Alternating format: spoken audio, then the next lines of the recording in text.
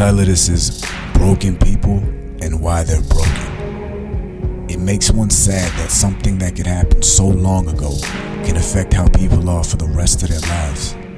If someone grows up fucked up, they're gonna be fucked up because that's where their brain was formed. And that's depressing because every single human being, every single one, is completely a hostage to their childhood.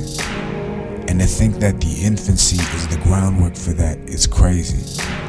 The childhood is the programming of the operating system, which is the brain. That brain interfaces with the user, which is reality. This operating system, again the brain, can be affected at different stages of vulnerability and development. A fully broken person, in other words, a narcissist, sociopath, etc., is broken by around age 3. The neglect they experience in the childhood, in the early infancy, prevents them from fully experiencing the interpersonal components of life.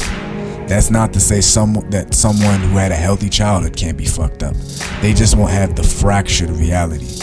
They'll have the frame of reference, but they will adapt around whatever experience or experience is causing them pain. This can also happen by proxy. If you grow up around fucked up people, you're going to assimilate to their behavior because you're being manufactured in a negative environment. If the people whom you grew up with have had negative pasts, they will display tendencies which adapted to those negative pasts. When growing up in an environment with these people, the child will adopt characteristics that line up with these behaviors despite the fact they themselves have not had those same issues. This will reflect onto the child, and the child will gather the poor thought patterns and ill behavior. This will go on and on until the individual reaches a nexus which sparks awareness and a sincere desire to change. Unfortunately, this doesn't happen for broken people. They are totally a prisoner to their framework, which was built on a swamp.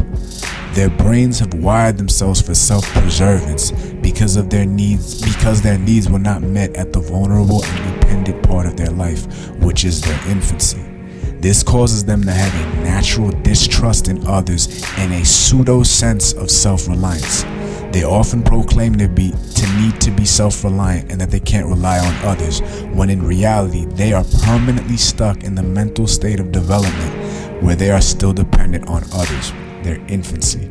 They will often be manipulative adults who use others to get what they want, at many times at the expense of others at any and all costs.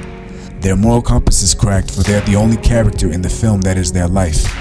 Others only exist to sustain them in some way, so this makes empathy the most difficult quality for them.